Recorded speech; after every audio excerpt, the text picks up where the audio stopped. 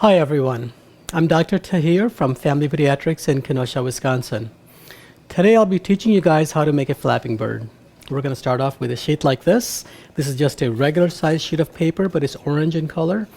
And we are going to end up with a flapping bird that looks like this.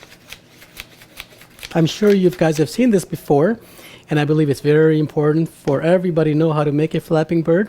That includes you as a parent and also your kids. So you can follow my step-by-step guide and learn how to make one for yourself. Here we're going to start off with a normal sheet of paper. In this case, this is orange in color. Now you'll notice that this is a rectangular sheet of paper and not a perfectly square sheet of paper. We need a perfect square to make most origami projects, okay? So to make a square out of this, what you'll be doing is simply folding this in a triangle first. And the most important thing is that you have to match the corners out really well, make them very sharp, and also match the edges. You see, this edge right here has to be very even with the side of the paper. Once you do that, you simply anchor it, and you can use your hand to make a crease. The sharper the crease, the better. Sometimes I just simply take a side of a pen and I mash it down further to make it into a nice crease. Now, you can take a pair of scissors and simply cut the excess paper off the bottom.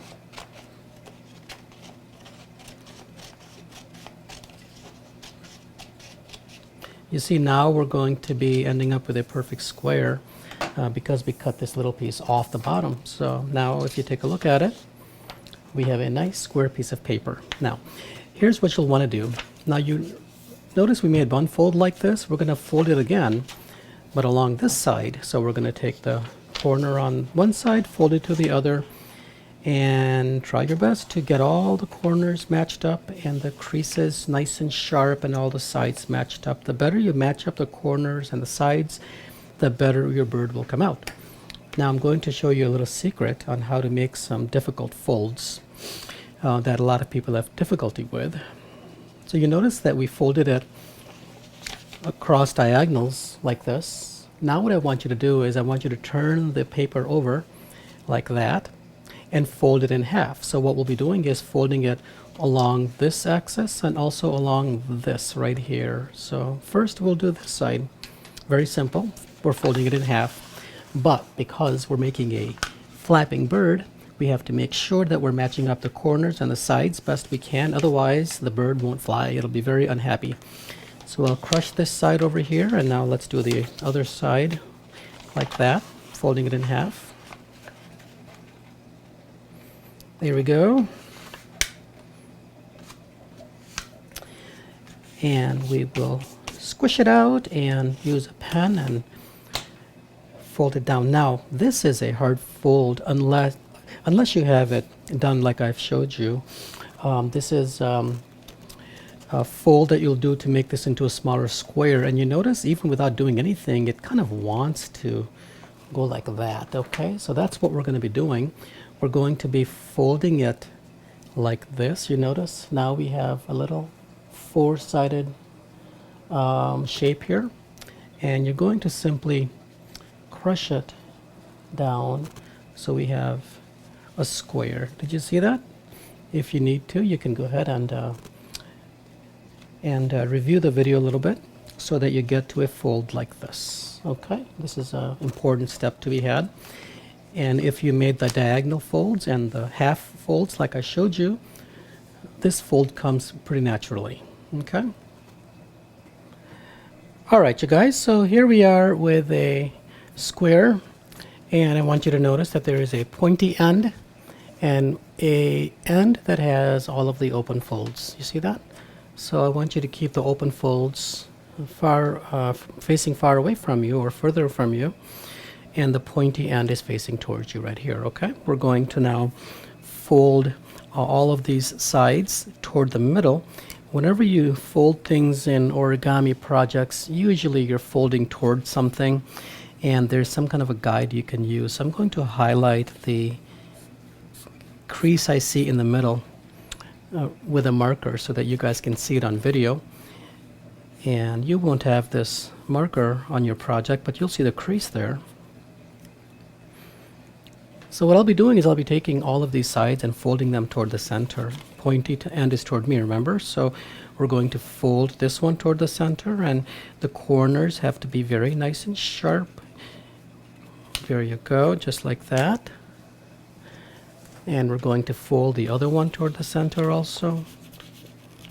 You see, I use both my hands. I'm using my thumb along the tip there to make sure I get a nice fold on the corner. And as you practice this more and more, you'll develop your own ways of making sure that the folds are nice and straight. And now we'll turn this over, fold the other side, and we'll then fold side number 4. Here's side number 4, okay? There you go. So now you see you have kind of like a kite shape profile right now. So here's the pointy end, and you notice now that this forms a little triangle. I'm going to fold this little triangle up and then also fold it the other way. This gives us a guide for our next folds. The next folds are called petal folds. These folds are very common in all sorts of origami projects, and once you master this fold, you'll be on your way to making lots of different things.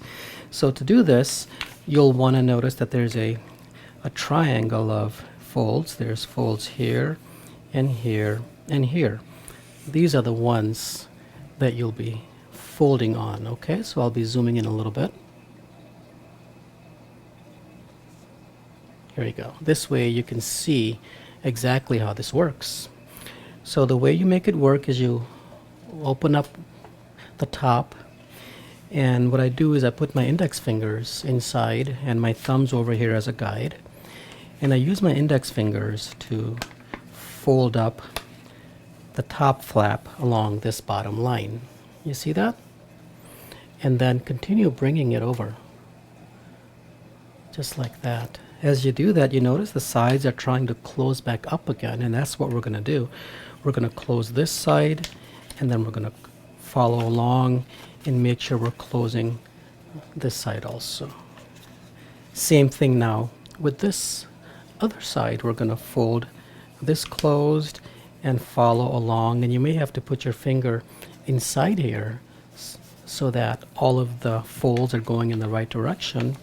And you see now you can fold it flat just like that. That came out really good. Now we'll do the same thing with the other side. We have to petal fold this side too. So I do the same thing. I'll open this up and I'll put my fingers inside the flaps. There you go, you see? I'll use my thumbs as a guide, and I'm just crawling with my fingers, index fingers, back until I am able to fold along the fold here on the side of the triangle. I'll carry it all the way back just like I did with the other side, and you notice how it's trying to close? That's what we're going to do. This side came along pretty easy. This side I have to work it a little bit. I have to poke my finger and make sure it's going the right direction. There you go. So that folded really well. You notice now we have 2 free ends on top, and we have 2 ends on the bottom that are not free. Okay? And these are going to become the head and neck, and these are going to become the wings of the bird.